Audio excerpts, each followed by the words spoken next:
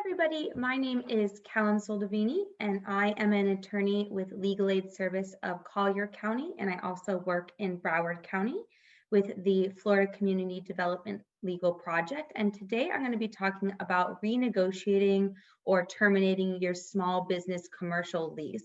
And a lot of what I'll be providing is basic general information, but I'm also going to provide a lot of tips that are specifically related to the COVID-19 pandemic.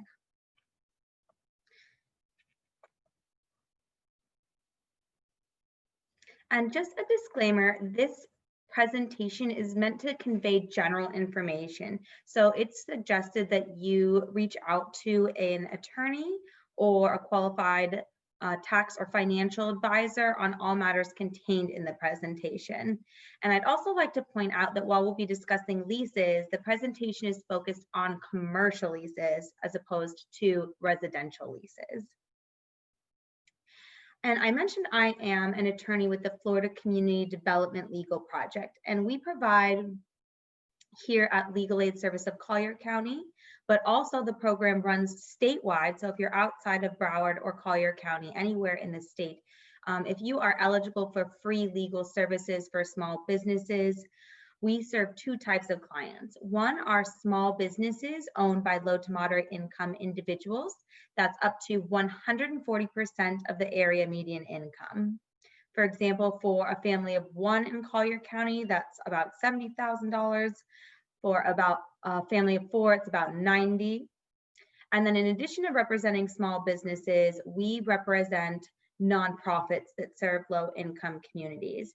And some examples of our free services include we can help you incorporate and pick the best kind of entity.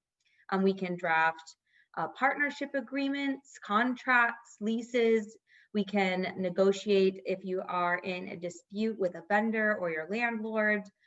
We can create client template agreements or agreements that you regularly use and tailor to your industry. We could do trademark registration and so much more. What we try to do is act as a free in-house or corporate counsel for our small business clients. So again, that is to qualify, you have to make up to 140% of your area median income. So you can just Google what that is wherever you're located. And if you believe you qualify, at the bottom of this slide is an email if you're located in Broward or Collier County for our intake specialist, Sherry. And you can reach out and let her know who you are and what services you need and to see if you qualify. Or if you're outside of these counties, you can go to the website at the bottom of the link, flcommunitydevelopment.org. And today we're going to talk about generally 8 points. We're going to talk about some things to consider before you sign a commercial lease. Then we're going to talk about negotiating your lease, a couple of Florida statute requirements, general lease terms to look out for, the difference between a gross versus triple net lease, what happens when there's a failure to pay rent, how to limit your liability when entering into a lease, and some COVID-19 considerations at the end and throughout the presentation. And before you sign the lease, you want to make sure, if it's possible, arrange for a walkthrough to actually see the premises you're going to be spending your money on. First, you want to identify any problems that should be addressed before signing the lease. So take pictures, videos, notes of any questionable conditions and include provisions for repair in the lease, or at least noting them in the lease that was not something that was your responsibility. You also want to make sure the premises is right for your intended use, because commercial landlords are not obligated to ensure any kind of fitness or suitability of the property, unless there's a clause stating so in the lease, or if it's a new building or the building was recently renovated. But generally, for example, if you want to operate as a bakery or a hair salon, you have the responsibility to make sure that the unit is able to operate for that specific use. And then several lease considerations before signing as well. Negotiation is very difficult for commercial leases because oftentimes a landlord will just say, take it or leave it. And that may be true that it's not possible to negotiate the lease, but it doesn't hurt to send some reasonable changes to the lease to see if the landlord is willing to take them. The more reasonable you can make it, the more likely the landlord will be to say yes. For example, if there's an attorney's fees provision in your lease, and a fair, fair lease to both sides would say that the prevailing party in any kind of lawsuit is entitled to attorney's fees from the losing party. But a really one-sided lease might say that only the landlord is entitled to attorney's fees if a lawsuit ever comes up over the lease. So just go through it, and if there's some reasonable suggestions, even if your commercial landlord says that they're not willing to consider them, I still recommend taking note of them and making sure that that's actually what the landlord wouldn't accept any changes. And if they don't, at least you've read through the lease and understand the lease terms, because understanding the lease terms is really important. Even if you can't make any changes with the landlord, you're still ultimately responsible for understanding and agreeing to those terms. So if you don't understand something, ask your landlord, ask an attorney more appropriately if you can get familiar with those lease terms that you are agreeing to, because there is no grace period allowed for canceling a lease. So if you sign a commercial lease, you're bound to those terms. And even if something is really unfair or questionable, it's going to be really hard to prove that once you've signed it. So just make sure that you understand exactly what you're signing, even if for some reason your landlord won't let you make any changes. Of course, deposits is a big point of contention. Be careful about deposits because it should be stated clearly in the lease if the money paid in advance is non-refundable or not. Typically, we think of as a deposit as something refundable, but you want to make sure that your lease actually states that. And finally, something to look out for and really consider before you sign your commercial lease is a personal guarantee. And of course, these are a big risk because when the primary contracting party defaults or isn't able to make rent payments under the lease, the one who signs the personal guarantee is required to make the payments under the lease, and they're guaranteeing to step in if the parties to the lease aren't able to pay it. The individual signing the personal guarantee is going to be responsible. So if you have essentially, if you've incorporated yourself as an LLC or corporation, if your landlord's asking you to do a personal guarantee, they're asking you to step outside of that limited liability protection of an LLC or corporation and act as yourself individually. Pretty much you're putting yourself on the line to be held responsible for rent payments if for some reason the entity or your business isn't able to make them. So this becomes particularly concerning when there's multiple business owners considering deciding who will sign, but still splitting. I would recommend if you have several business owners, choose one to sign, but also have some kind of internal agreement between all of the partners in your business addressing what will happen if the business entity isn't able to pay rent, and then the personal guarantor has to pay it, how that's going to work out between all of you, because it's really not fair to have one person on the line.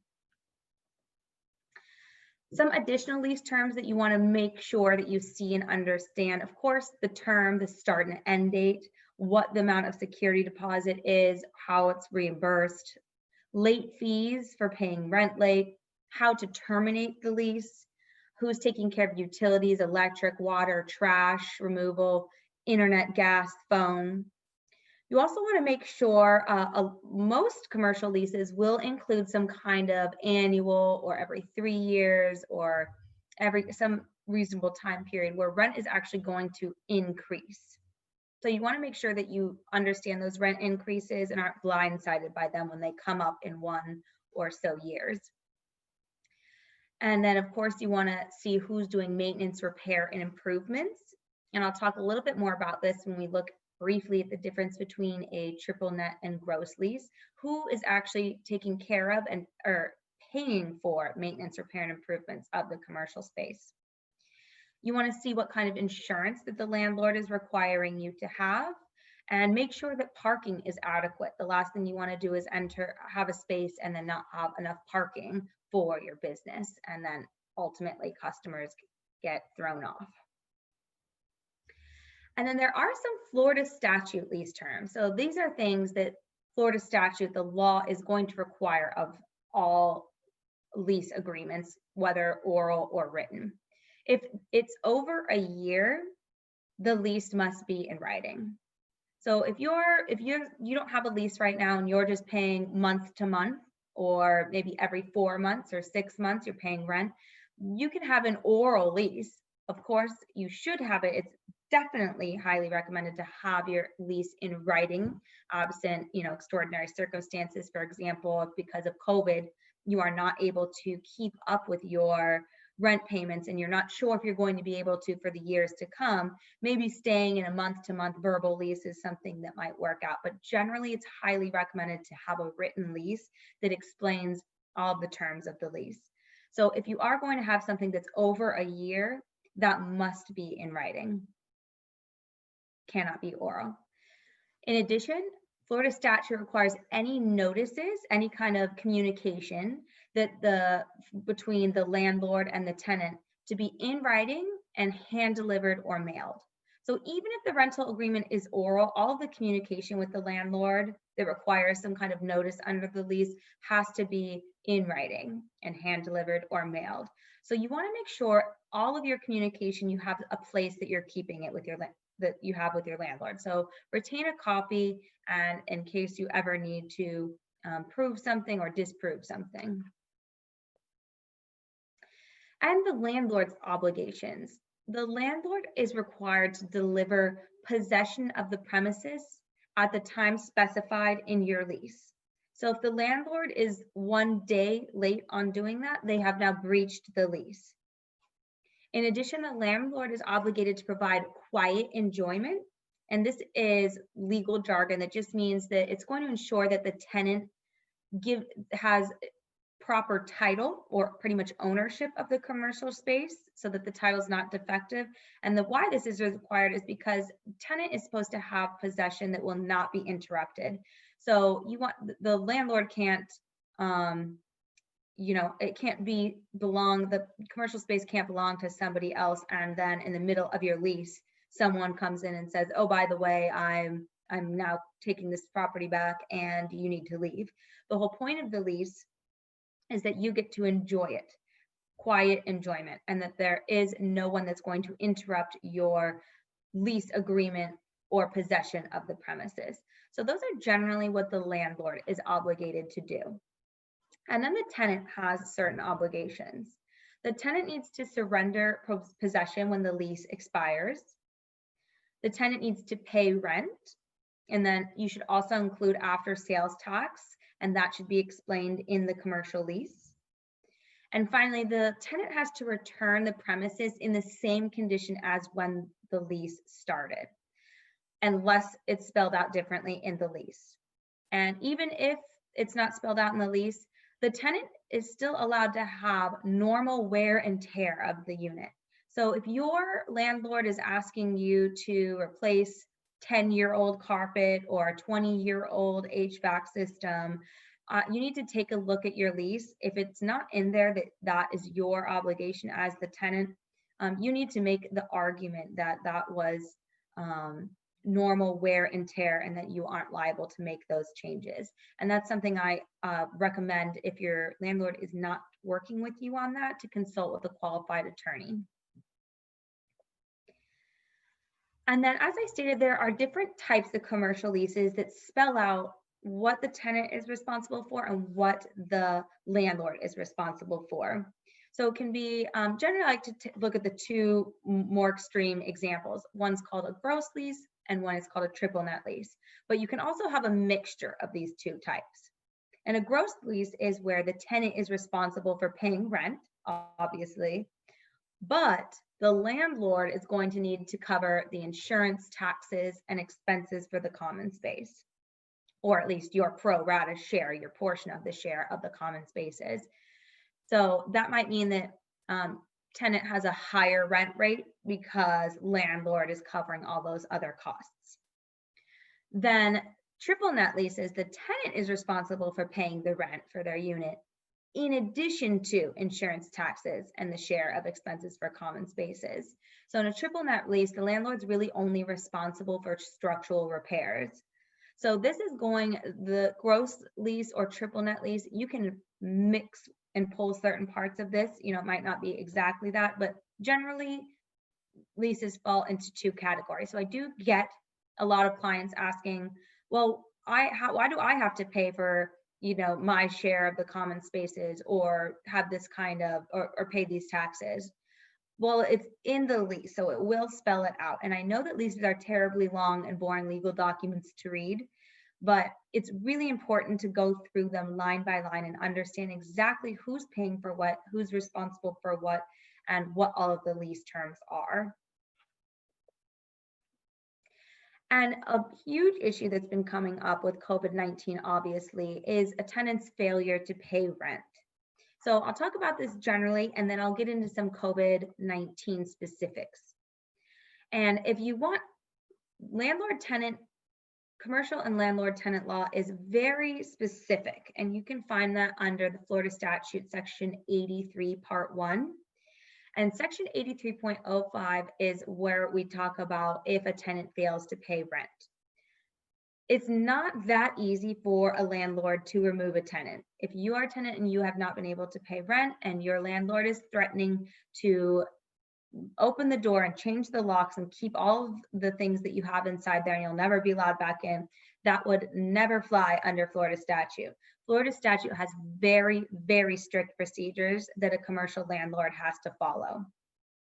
If these procedures aren't followed, then there's a problem and the landlord is in breach.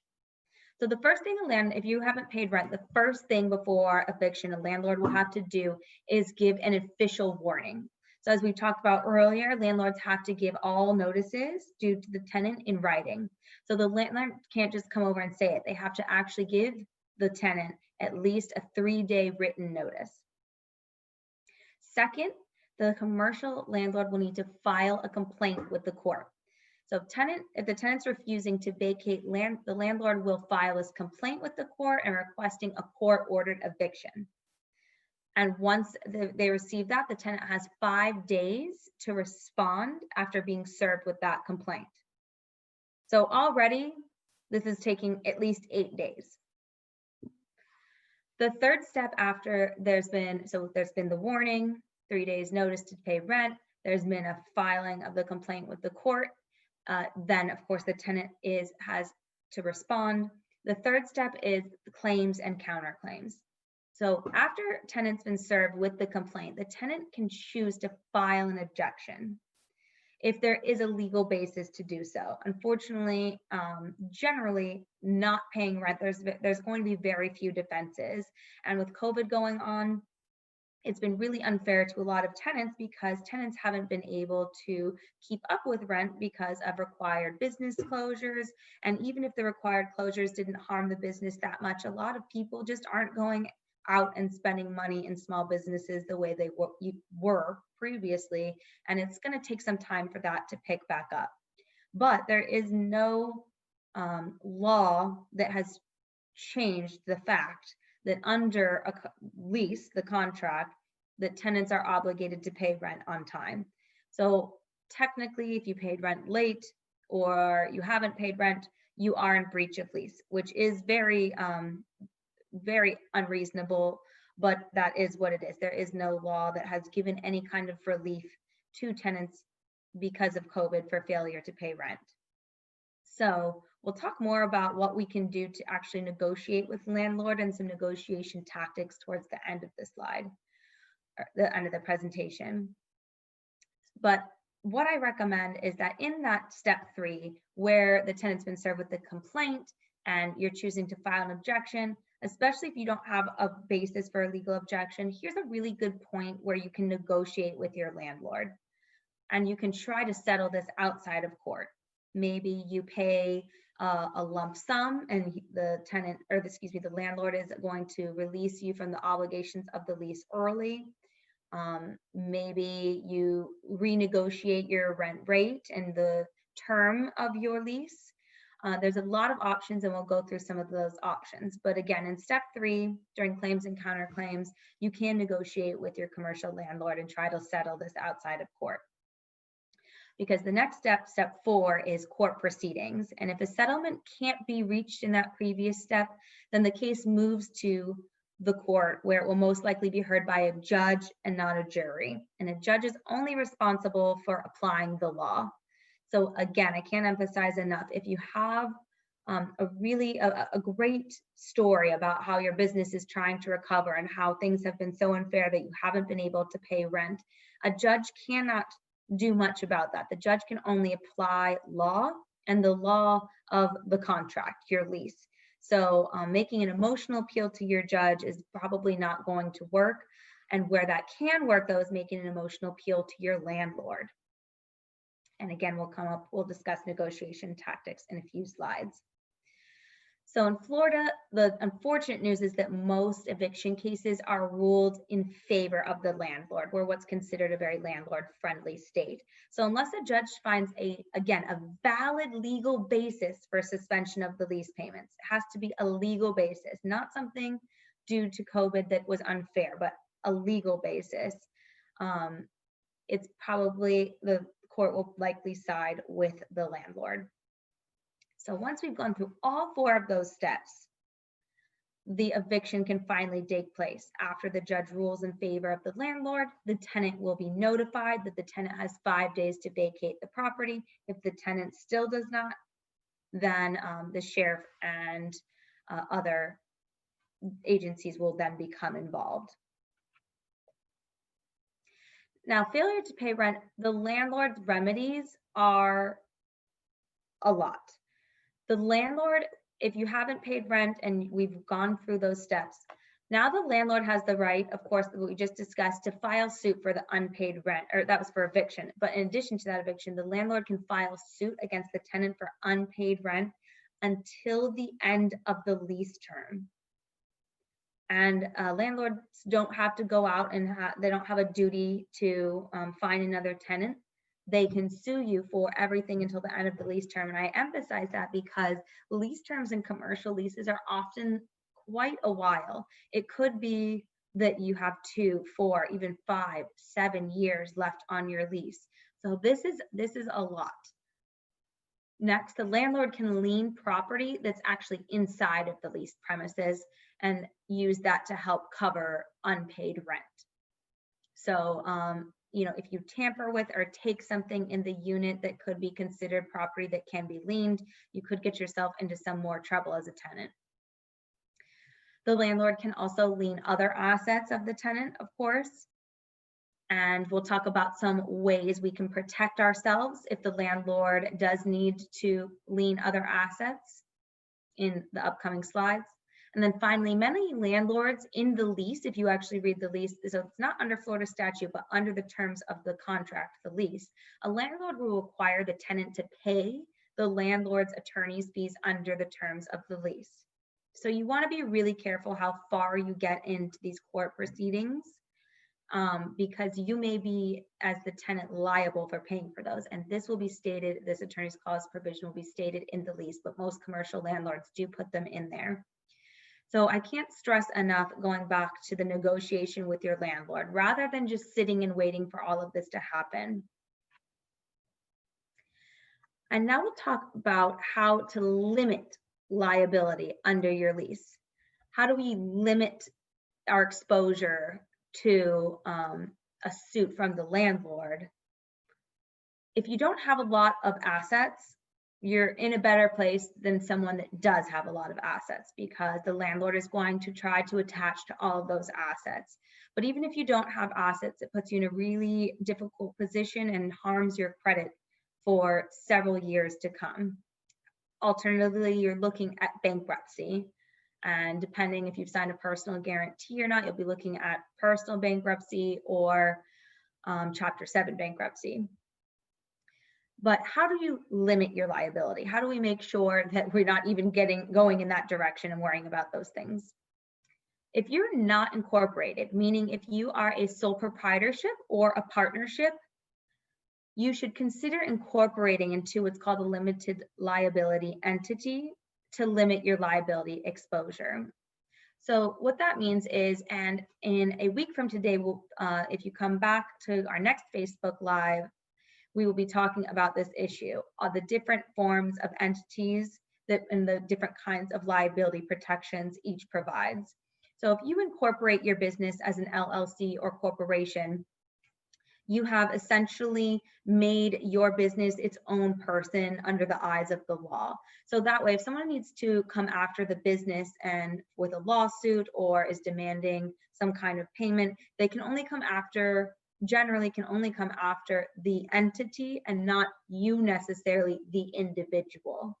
So there's a lot of protections that come into play. So I really urge you, especially if you're a sole proprietorship or if you're operating as a partnership, to attend next week's presentation that will talk about the different liability protections registered entities provide. So consider incorporating. Second, if you operate your business as an LLC or a corporation and you've already got those liability protections, make sure you enter your lease and any agreements under that LLC or corporation and never yourself individually. Because again, you've now created a separate legal person. You've created an LLC or corporation that is your business. You are not your business. So you want to make sure that you're entering into agreements as that separate legal person, you know, ABC Supplies Inc. That's who you're entering into the agreement with, not yourself individually. Third, if you're considering buying out your lease, a lot of commercial leases will have that provision in there that maybe tenants have that opportunity. If you run a business and want to purchase the commercial property, consider setting up a separate entity to separate liability. So you have one entity, either your LLC or corporation, that's running your business on the day-to-day, and then generally I recommend having a separate one for owning commercial property. So again, if the idea of limited liability companies, corporations, and the liability protections are really confusing to you, tune in next week and we'll go through that in depth and the immense legal benefits that incorporating has for small businesses. Finally, I want to turn to some COVID-19 specific information.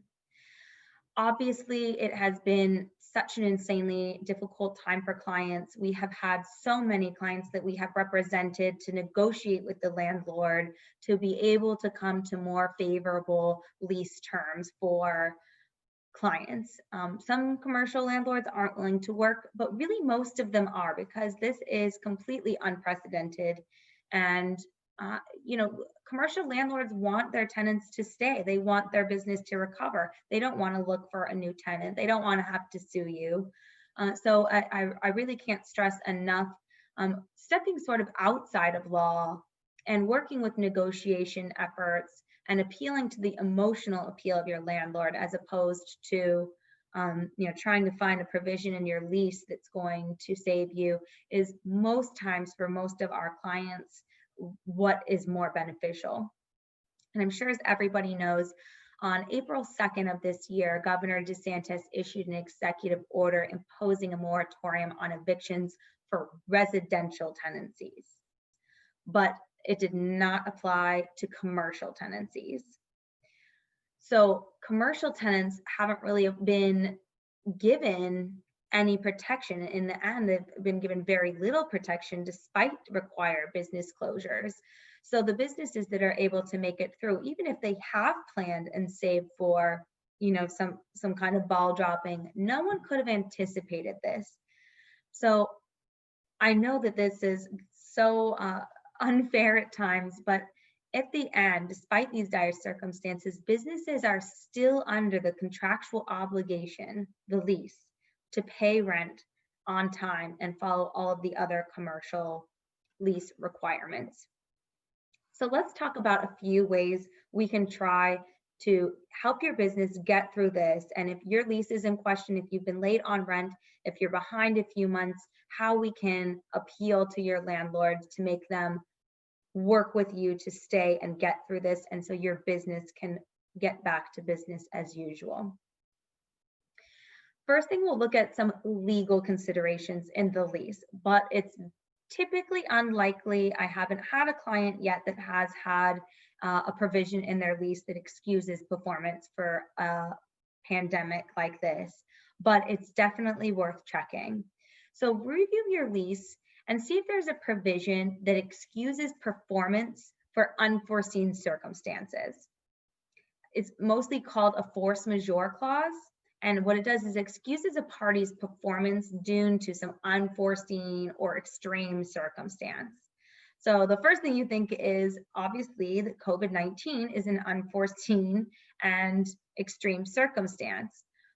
But case law has required that a force majeure clause be extremely specific. So not only does it have to have this force majeure clause excusing performance, but it has to specifically state, see if it says pandemic or disease or public health emergency, because a general blanket slate force majeure provision doesn't do much. It has to really say exactly in the black and white text what we're looking for: pandemics, diseases, public health emergencies, business closures. Or if the language includes open-ended phrases, like a lot of times you'll see in legal written agreements, it will say including but not limited to.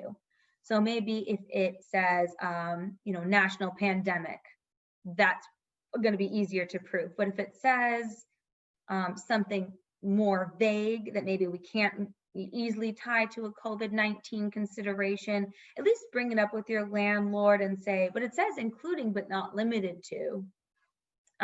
So that's just one way to look at it, but I don't want anyone to get their hopes up, because it's very rarely that a force majeure clause has specifically listed a pandemic. Moving forward, I'm sure they all will now. A second COVID consideration is business interruption insurance. Again, something I don't want my clients to get too excited about, because we haven't had that work out yet either. Mostly, so if you purchase business interruption insurance, this is something that most commercial leases require. So if you have purchased this business interruption insurance, check with your insurance policy to see if a qualified business interruption, such as a natural disaster like a hurricane, or more specifically, government actions, are required. A lot of times business interruption insurance requires physical damage to the property, and that's just how the policies were written.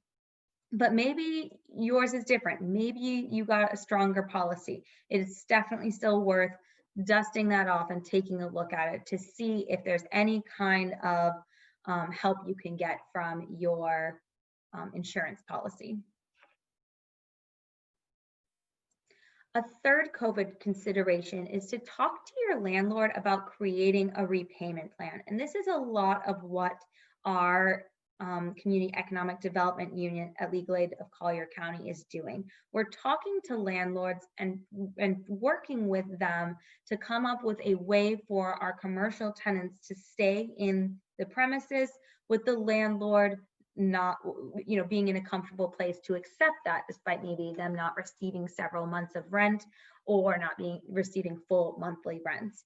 So if you've missed a month of rent, or you haven't been paying full rent, you are currently in breach of your lease, and your landlord is letting you stay. And already it probably shows that the landlord does want you to stay and wants you to survive, so that they can continue to collect future rent payments from you, and that their commercial units are full and busy again. So it's also really tough to find a new commercial tenant right now. That's a lot of work that a commercial landlord is not going to want to do. So the landlord has plenty of reasons to want to work with you to stay, even if you have breached the lease. But I do want to emphasize, landlords are also in a particularly vulnerable position.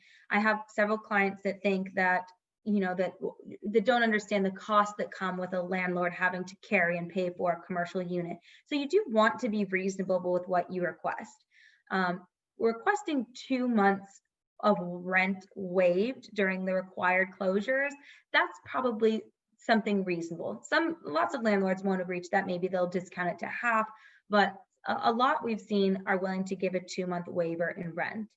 But if you're asking for from March to present waived rent, that's probably going to be too unreasonable. And the landlord has their own costs and likely isn't going to do that. So you want to find out and come up with some reasonable propositions for your landlord.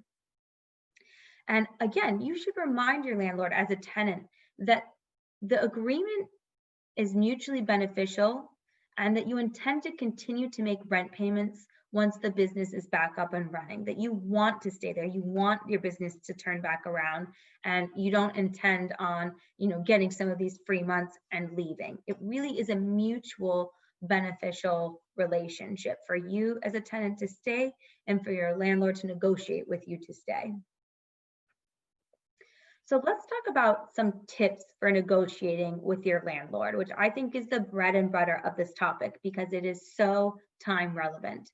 So whether you have already missed lease payments, if you are unable to make the next one, be proactive. Do not wait until the last minute because landlords are losing money if they're giving other commercial tenants breaks. Other tenants in the unit are likely asking for similar breaks. So you don't want to be the last one to come with them. And you certainly don't want to be the one that says, I have nothing to pay the next month of rent. What do I do? You want to have a plan and you want to have a well thought, prepared plan to take to your landlord. The easier you can make it for your landlord to say yes, the more likely the landlord will work for you. So you don't want to bring them a lot of work and come up with, and say like, I could try to get a loan, I could go to the SBA and try to get a loan, or, oh, I should have tried to get PPP money. You really want to show the landlord that you've done a lot of work to be able to stay in the lease. Also cannot stress again, be prepared when you come to your landlord requesting that you change the terms of the lease, that the landlord has every legal right to enforce against you and file a lawsuit. Be prepared, don't waste their time. Request it. The landlord probably will want to, at least landlords from our experience at negotiating so far, they want to see information, including the status of your business. Are you open or closed right now? How long have you been open? What kind of hit has your industry taken? How has your industry recovered? In addition, they want to see current and past sales numbers to show the impact on your business. They want to make sure that your business is going to be capable of recovering. Of course, the overwhelming majority of businesses are expected to recover if they just get some help, from example, from their commercial landlords. And if that's not something you can show, again, please hopefully reach out to us. Please reach out to, I'm going to list at the end of this presentation some wonderful free resources that can help you prepare all of this documentation that a landlord will probably want to see and can help us or you come up with some great ideas to present a plan for renegotiating your commercial lease. Landlord will want to see whether you have any kind of insurances to cover your business losses and other steps you are taking to maintain sales or reduce costs. You want to show them that you're working really hard to be able to turn your business around and be able to pay your rent in perpetuity as you were before. Stressing that having this information ready and developing a plan for a repayment may expedite any assistance you receive from your commercial landlord. Again, make it easy for them to say yes. Don't make them have to ask you for all of these items and documentation and wait. And then another 3 weeks or 6 weeks goes by and they're getting more frustrated that they haven't received the rent. And again, stressing that a commercial landlord, if you have missed or are not paying rent in full, already has the legal basis to be able to file for an eviction and file for a suit against you for unpaid rents. So really working with them. Hopefully you have a good enough relationship with them. If you don't, or you have a quiet relationship, get to know them and let them know that you are really trying to get through this and you think you can do it with their help, but not just with words or that statement, but with these action items. Again, status of your business, current and past sales numbers to show the impact on your business, whether you have any insurance coverage, how you're reducing costs, how you plan to bring up sales, whatever you can do to show them you're working hard to make this work. And finally, there are a few federal, state, and local assistance programs that do provide some funding for small businesses that some you can pay back, some you don't have to, and they can help with. One thing is unpaid rent or past due rent. So there is no one-stop shop. I won't lie, it is a bit of a grueling process to actually find this funding, because you can't just go to one agency and that one agency says, oh, here's the things you qualify for and don't qualify for. I also won't lie that these agencies are extremely overwhelmed and busy because obviously because of the pandemic. So there's 3 places I recommend reaching out. One is the SBA Economic Injury and Disaster Loan. And while that's not eligible for forgiveness, it has great interest rates and is really meant for these types of situations. So you can contact your local SBA office, and I'll have a link for that in one of the next slides, or an SBA partner. Second is PPP funds. If you have, and those are eligible for forgiveness, hopefully you've already applied for those, but I do have several clients that often get their PPP funds denied because they weren't able to substantiate an economic loss. So you want to make sure that you have the right financial statements. And in the next slide, I'm going to give you some amazing free resources with local agencies that will help you get your financial documents in order so you can get those funds. So if you have been denied PPP funds, this is something worth looking into and cleaning up those financial statements. And then finally, CARES Act funding with your county. If you're in Collier County, there's a lot of information about that on collierflcares.com, or you can call the number on the screen. And in Broward County, applications have not opened yet, but they're getting ready to, and it's first come, first serve. So I have the link on the screen, broward.org/cares, that is going to discuss the eligibility requirements. So as I talked about in the last slide, being prepared, not waiting until the last minute, is going to be what sets you apart from those that do not receive funding. The quicker you can get your information, order your financial documents, letters of support, anything you can get to show your commercial landlord you're doing everything you can, the better position you'll be in, not just with your commercial landlord, but certainly if you're going to try to go for CARES Act funding. So the financial documents for funders, whether you're going for a private loan, an SBA loan, the EIDL loan, or PPP funding, these institutions are going to need to see clean financial documents. And there are plenty of free resources that assist in drafting those, because it's a lot of work. And especially if you're in a cash heavy business, or you're constantly running small transactions through your business, or you've commingled funds, meaning you've used your business funds for personal reasons, which is a huge no-no. And we'll talk a lot about that in more depth next week if you join us. It's going to be even more work to create these financial documents, but really these are the documents that prove in black and white in numbers that your business has taken a substantial loss. And that's something that we need to prove in order to get that favorable funding. So one of my favorite local resources is SCORE in Naples. SCORE is a partner with SBA, and they've been helping with financial documents. They also they can provide you with a business counselor. And I know that they have been revving up their volunteers to help small businesses get through this pandemic. And so it's like a personal coach and mentor, in addition to several classes that they offer. If you need assistance preparing financial statements and submitting the loan application, in addition to SCORE in Naples, and you can look at other SBA partners, Small Business Administration partners. And so that includes Small Business Development Centers, or SBDCs, if you are in Lee County or even a neighboring area. FGCUs, Florida SBDC is a great resource. Your local SCORE chapter. SCORE is a national organization. We have one located here in Naples, but if you're in another county, they may have a SCORE organization located in your county. And again, that is a partner with SBA.